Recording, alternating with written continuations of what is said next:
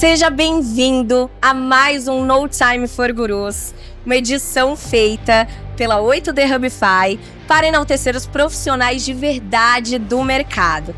Esse ano, estamos especialmente do estúdio do RD Summit, feito em parceria aqui com a DH Media, que criou esse estúdio maravilhoso aqui com a gente. E hoje teremos um papo super especial, onde vamos abordar sobre o impacto psicológico de estar online, até onde nossa saúde mental é afetada e como podemos levar uma vida fora das telas.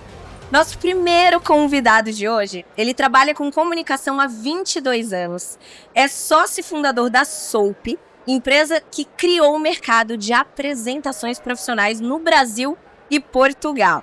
É coautor do livro Detone e Super Apresentações, inclusive eu tenho, é um dos meus preferidos, e autor de Engenharia da Comunicação.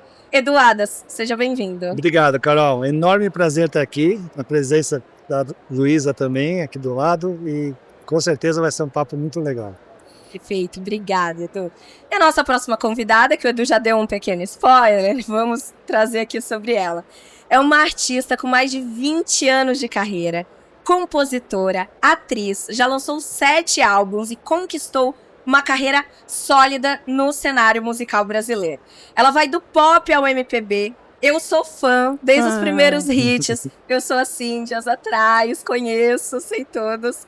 E hoje ela está aqui com quase 2 milhões de seguidores no Instagram, onde ela compartilha, além da parte musical, além dos bastidores e carreira musical, ela está trazendo também agora temas importantíssimos como saúde mental. Luísa, seja bem-vinda. Muito obrigada, Carol. É um prazer estar aqui com você, com o Edu. Eu gosto tanto. Muito feliz. Feliz também. E vamos lá, antes de começar, não se esqueça de se inscrever no nosso canal e seguir a 8D Hubify no Instagram. Para começar então, Luísa, começando com você. Você é dona de uma belíssima voz e sempre se comunicou muito bem e agora está impactando mais pessoas nas redes sociais e nas suas palestras. Como foi esse processo de encontrar a sua própria voz nas redes sociais e chegar nos conteúdos que você está fazendo hoje? Carol, foi um processo muito interno, assim, muito real. Porque um dia eu olhei e falei, cara, será que eu tô dando 100% de mim? Será que eu tô aproveitando e transbordando na vida dos outros 100% de mim? E quando eu me fiz essa pergunta, eu vi que não, que eu tava ali nos 20%, eu fazia muito meme, eu fazia humor na internet, fazia graça, bebia, fazia muito conteúdo com bebida alcoólica. E esse ano eu parei de beber em janeiro, então de repente aquilo que eu fazia já não tinha mais sentido. Eu falei, cara, eu acho que eu virei o bobo da corte da internet, sabe? E eu tenho uma bagagem muito sólida de estudos de cabala, de Ho'oponopono, de vida espiritual, de várias frentes, assim, do budismo. Eu tenho várias frentes de estudos de anos disso, de autoconhecimento. Eu faço terapia desde os 8 anos de idade. Fiz PNL, fiz um monte de curso de leader training. E falei, pô, eu tenho uma bagagem. E eu consegui transformar tanto a minha vida através dos meus conhecimentos, que eu acho que seria uma boa hora de começar a ajudar as pessoas a transformarem a vida delas através do autoconhecimento, através da mentalidade. Então eu comecei a mudar totalmente o meu conteúdo e muita gente falou assim, nossa, você vai perder muito seguidor, as pessoas vão levar um susto, mas vai e faz, é o teu chamado, faz. E assim, em 60 dias a gente ganhou 200 mil seguidores. Então foi o oposto. Foi o oposto. Eu acho que as pessoas estavam sedentas mesmo de ouvir. Eu tinha muitas perguntas, sabe? As pessoas falavam, me ajuda, me ajuda, me ajuda. E qualquer coisa que eu falava era uma semente que as pessoas devoravam. Então eu comecei a ter uma resposta disso, assim, poxa, eu saí da terapia para ouvir teus vídeos. Pensei em suicídio e ouvi um vídeo teu e isso me fez mudar de ideia. Então começou a ser uma coisa que eu falei, nossa, acho que eu encontrei um caminho. E eu pensei, eu quero levar isso para os palcos também, de alguma maneira, né? Eu tenho uma música que é um hit da minha carreira que chama Me Faz Bem, que começa, para falar eu canto. Mas agora, para falar, eu falo. Eu tenho vontade, eu tenho desejo e eu tenho esse chamado de falar mesmo. Incrível, Luiz, incrível. Inclusive, eu acompanhei essa mudança. Que legal, e continuo Carol, ali que acompanhando. legal. Tá realmente muito bom seus conteúdos. E aí, o que vocês diriam para uma pessoa que deseja começar a criar conteúdo nas redes sociais, mas ainda não encontrou essa voz, essa forma de se comunicar com o público? Olha, Carol, eu não sou um especialista de redes sociais, né? Eu utilizo e gosto, inclusive. Obrigado, Luiz. Eu tenho, inclusive, assim, eu uso as redes sociais muito para aprender, me conectar com pessoas interessantes. E eu tenho ali uma cota de seguidores. Eu falo assim, não é possível. Com esse objetivo, eu segui milhares de pessoas. Então eu coloco a minha cota sempre ali, não pode passar de 400. E aí, o que eu faço? De tempos em tempos, eu revisito, né? Eu dou uma olhada para saber, poxa, quem que está me acrescentando, quem não está me acrescentando. Então, eu uso não só como entretenimento, mas eu uso também para autoconhecimento, inclusive, né? Essa palavra que a Luísa usou, para mim, é transformadora. Porque quando você fala assim de comunicação, geralmente as pessoas falam para fora, né? Se comunicar, comunicação interpessoal.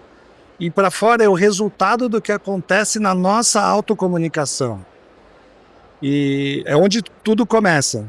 Tudo começa dentro do que das nossas crenças, dos nossos valores. E todo mundo pensa que comunicação tem a ver com um dom. Não é um dom, é uma competência que você desenvolve. Uma conquista, né? Uma conquista, sem dúvida. Eu, por exemplo, eu tive seríssimos problemas de comunicação. Eu chegava a ficar gago quando a professora de português me colocava lá na minha frente para ler. Eu travava, ficava roxo, enfim. E justamente a superação dessa minha dificuldade fez eu perceber o valor da comunicação e depois isso virou um propósito de vida.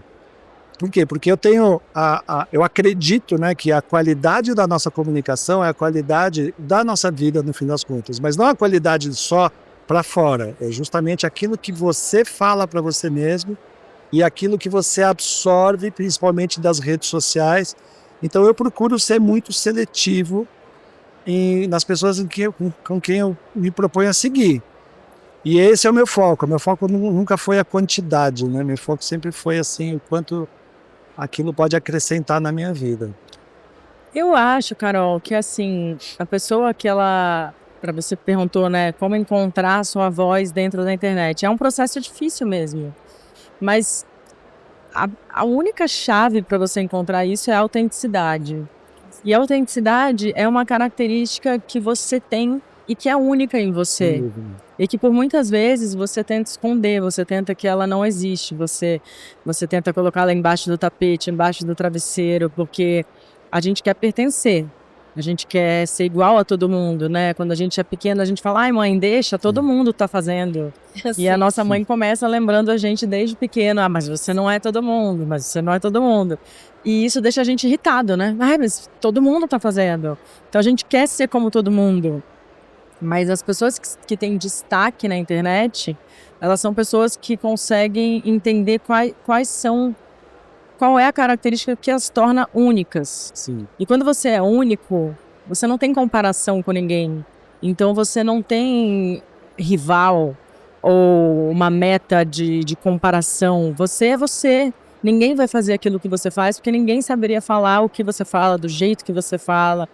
E aí sim você começa a trazer a atenção para você. Então eu diria para essa pessoa, como disse o Edu, você só consegue entender qual é a sua característica única se você se conhecer bem.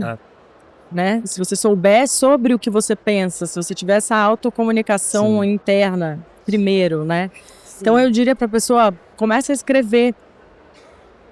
Saúde. Porque quando a gente escreve, a gente lê. Quando a gente escreve, a gente começa a entender o pensamento, o raciocínio, ele vai se criando conforme você vai escrevendo. E aí você consegue entender que linha que você está indo, se você é pro humor, se você é pro besterol. E eu não estou falando isso de uma maneira pejorativa de jeito nenhum. Às vezes eu passo o dia inteiro vendo vídeos engraçados na internet. Naquele momento é o momento que você busca algo engraçado. Entretenimento. Ou se você é uma pessoa que fala sobre espiritualidade. Eu me descobri uma pessoa que fala sobre espiritualidade e autoconhecimento. Sim. E a princípio não era essa a minha proposta. Mas eu descobri isso em mim e falei, não, isso é um chamado e eu preciso seguir isso. Exato. Agora, o lado contrário a tudo isso que a gente está falando, o que eu vejo que é em tese, que não é positivo, é quando você está nas redes sociais para se comparar. Ou seja, isso vai totalmente do lado oposto do autoconhecimento, porque quando você está se comparando, você está querendo ser de alguma forma parecido com outra pessoa. E justamente a magia está em você se conhecer e ver como que você é de fato. Então, eu acho que esse é o grande desafio das redes sociais. E quando você utiliza da forma contrária, é prejudicial. E saber que a rede social, ela desperta a dopamina barata, né? Então, ela faz você ter pico de dopamina quando você está lá passando feed, vendo, e de repente você desliga, aquela dopamina vai embora, vem um sentimento de tristeza, de angústia, o coração acelera. Então, tem uma série de consequências ruins se você usa a internet, né, de uma forma excessiva. Isso pode realmente trazer um malefício muito grande, né? Antigamente a gente falava que a gente usava os eletrônicos para sair do mundo real. Hoje a gente tenta usar o mundo real para sair da internet, né? As coisas se inverteram muito. Perfeito. E na visão de vocês, qual que é a diferença entre se comunicar na rede social e estar presente em um palco como palestrante? Como isso impacta na mensagem que a pessoa quer transmitir? Olha, a melhor definição que eu já escutei sobre comunicação, e isso vale para qualquer canal de comunicação, é o seguinte: a comunicação, ela transita entre a intenção e a percepção. A intenção do interlocutor e a percepção do outro. Então, quando o seu público percebe que você está ali, sendo você, autêntico, a qualidade isso significa que a qualidade da comunicação é boa, né? Quando o público percebe que a conta não fecha, que você não está sendo aquela pessoa com que você declara que você está falando, etc, etc, então isso é um efeito contrário. Então eu acho que o grande desafio aí, a comparação, é que quando você a comunicação é verbal e não verbal. O verbal é você ser conciso, não ser prolixo e ser assertivo naquilo que você quer falar. E a comunicação não verbal, ela traz a credibilidade, né? Ela acusa se aquilo de fato é verdade. E isso vale para quem está em cima do palco, que você tem que ter um raciocínio de começo, meio e fim, você tem que ter um objetivo claro. Então toda comunicação, em tese, deveria ter um objetivo claro dentro daquela comunicação, qual a mensagem que você quer transmitir, e um raciocínio que realmente você transforme, né, de alguma forma, a quem está escutando. Eu acho que essa é a semelhança entre o estar no palco ou estar nas redes sociais. Eu acho que a rede social, ela é muito rápida e ela é muito efêmera, né? Você tem que ser assertivo, rápido, você tem que começar com ganchos subliminares, você tem todo um esquema que você... Por exemplo, se eu estiver na rede social, eu não posso falar em terceira pessoa. Se eu falar em terceira pessoa, eu não tenho engajamento. Então, se eu falar, eu vivi tal coisa, eu experimentei, aconteceu comigo, a pessoa para ver meu vídeo. Para prestar atenção. Ela para prestar atenção. Mas ela para prestar atenção um tempo médio de 20, 15 segundos. Sim. Você faz um vídeo de 1 minuto e meio, que já é nada, e a pessoa vê 20 segundos. Então, assim, daí que vem as fake news, porque as pessoas, elas veem 20 segundos, ela não sabe como é que eu terminei. Se eu comecei falando uma mentira para depois desmentir, ela não sabe.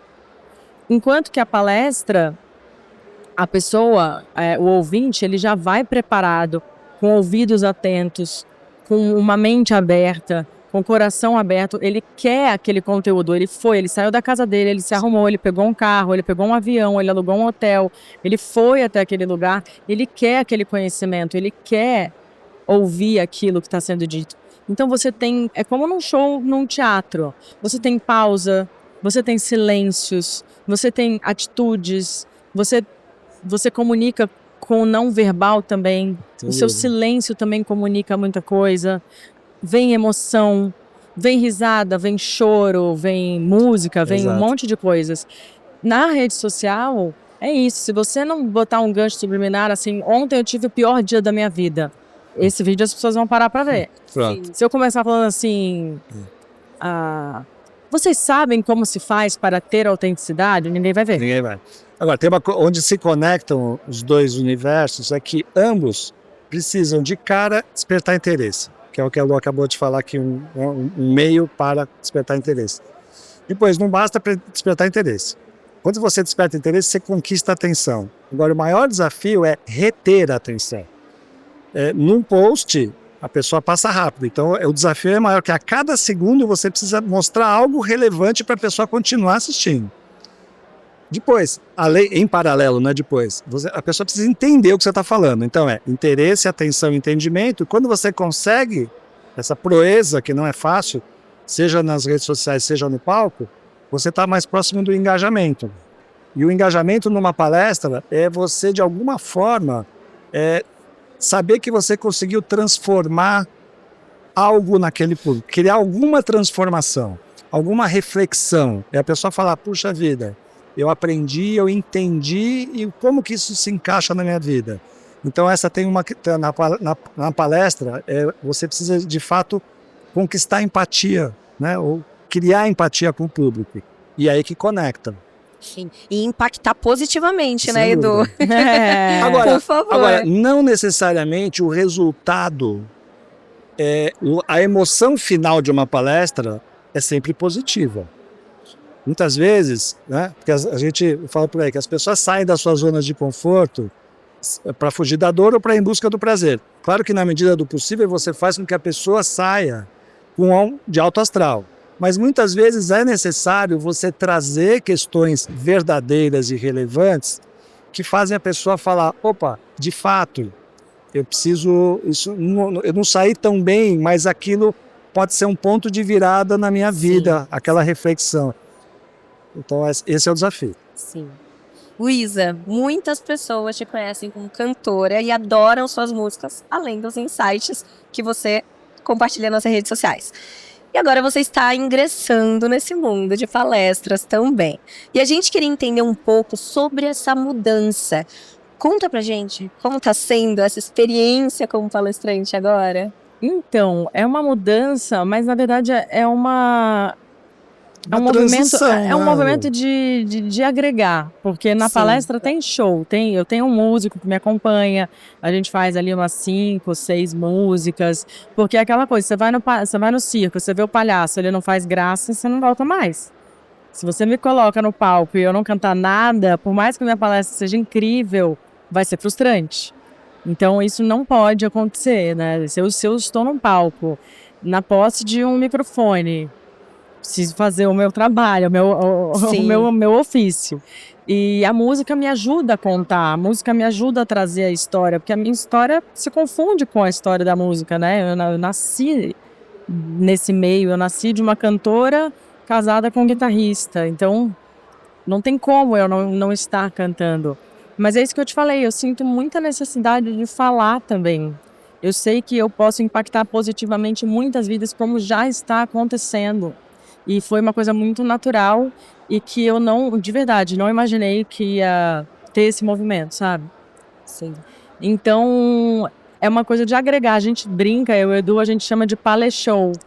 Mas é o paleshow mesmo, porque eu já começo, já entra uma música e essa música, na verdade, ela tá falando sobre o tema que eu vou falar. Tá tudo interligado, tudo sabe? Conectado. Tudo conectado. Já queremos paleshow no próximo RD Summit, por favor, plenária RD. Spoiler. Aí. Vamos fazer o pedido nos comentários. Boa, queremos também. Queremos.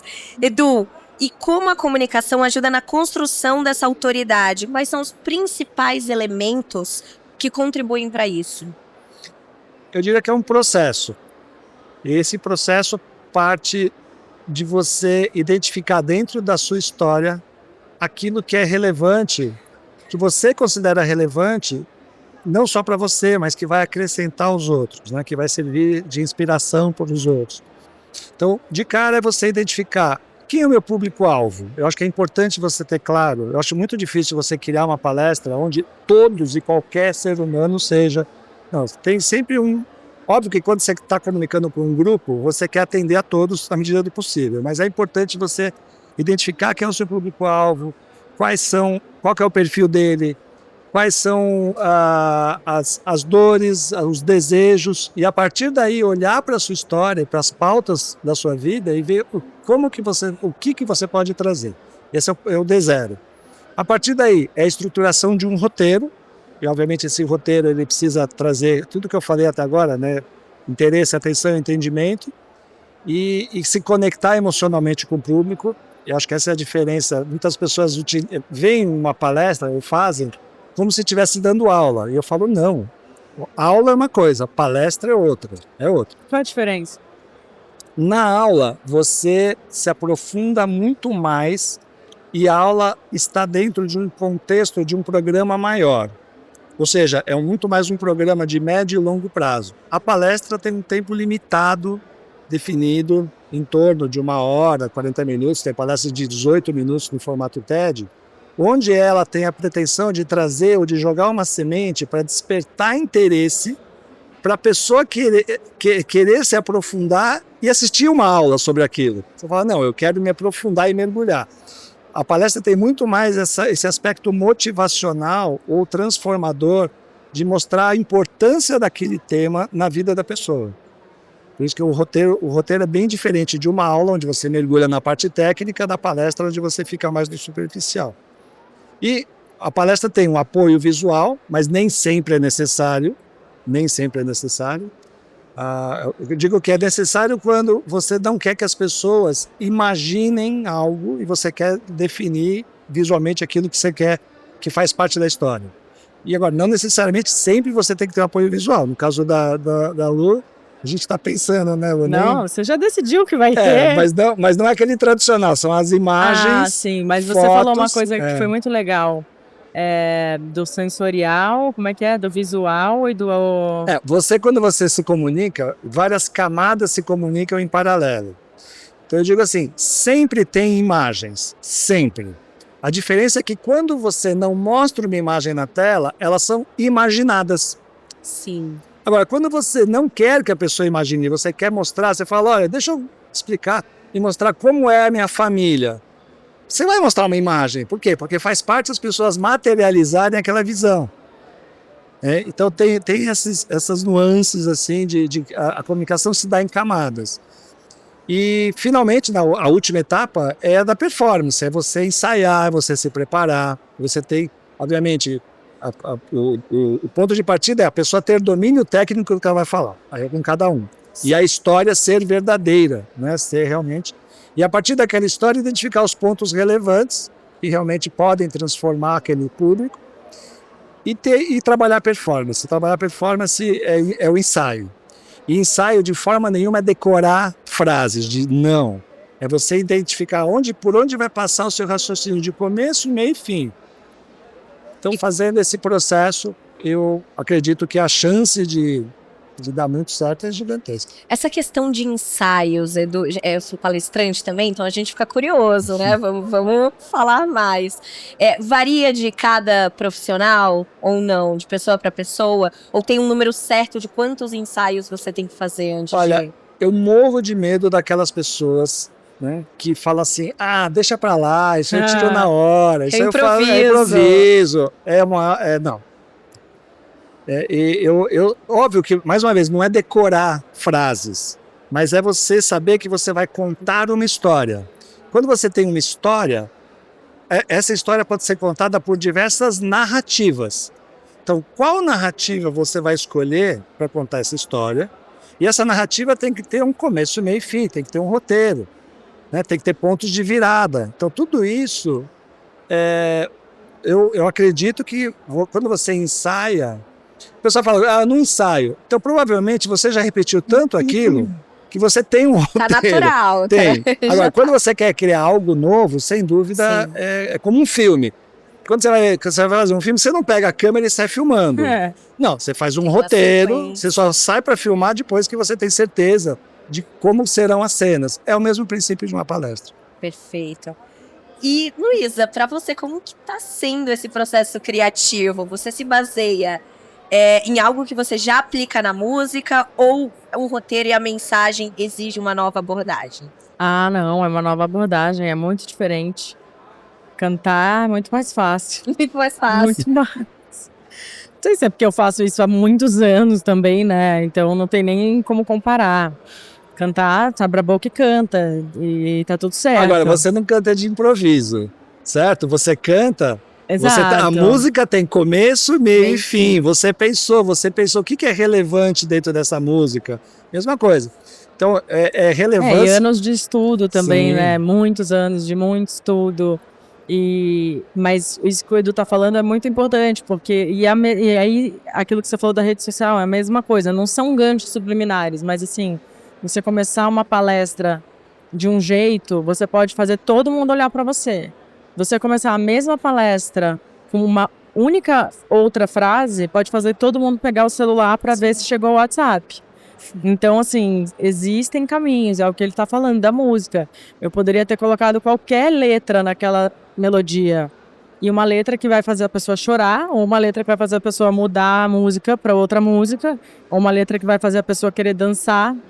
Ou seja, é um livro em branco, Exato. né? É uma página em branco. Você Exato. que sabe o que você vai colocar lá e de que maneira isso vai impactar a pessoa que está ouvindo, seja uma palestra, seja um show, seja um post, seja um feed, seja um story, Exato. né? E com relação à palestra, por exemplo, você vai contar a história da sua vida.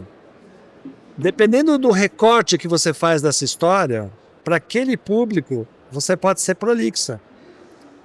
Então, agora, quais são os episódios? Porque não se trata de eu contar só a minha história, é ao mesmo tempo eu contar a minha história e aquilo ser relevante e transformador para o meu público. Então, essa que é existe aí um ponto, né, muito sutil entre saber o que é relevante. Eu digo o seguinte, em qualquer palestra, 2 palavras que são chaves: relevância para o público e para o seu objetivo, claro, e conexão emocional com o público. E num processo, quando você conta a sua história, naturalmente as pessoas fazem um paralelo com as próprias vidas. E isso é transformador.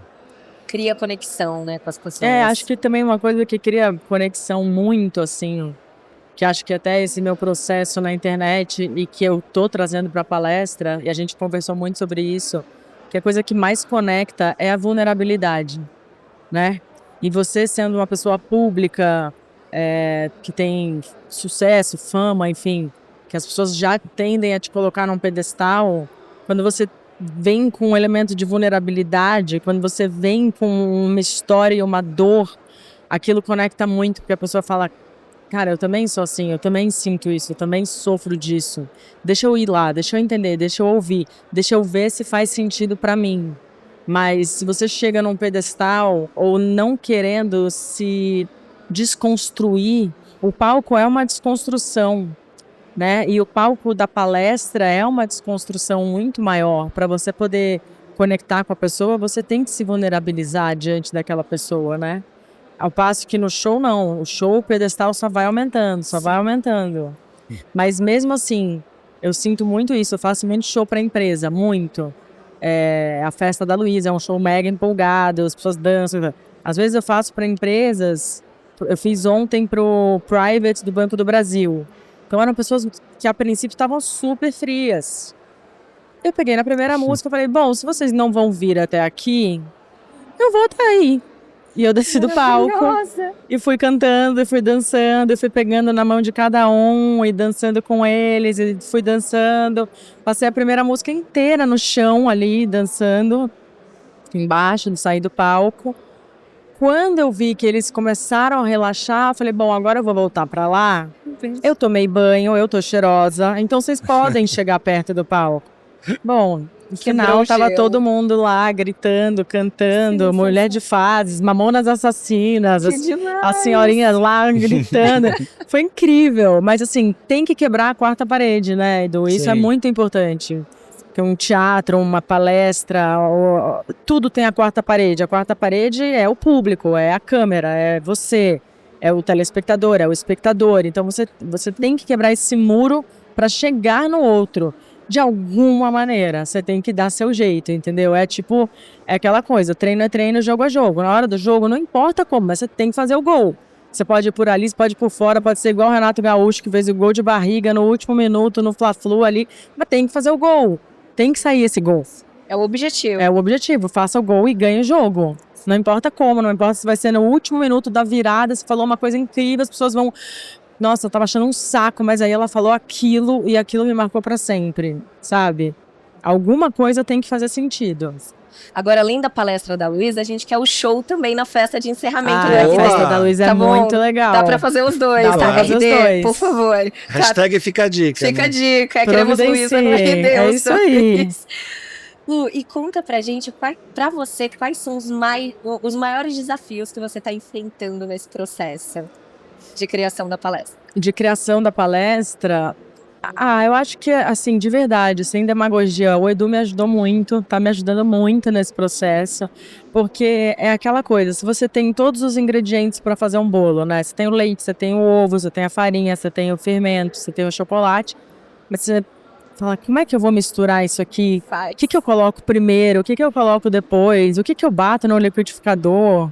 E depois, como é que isso vai pro forno? Fica quanto tempo?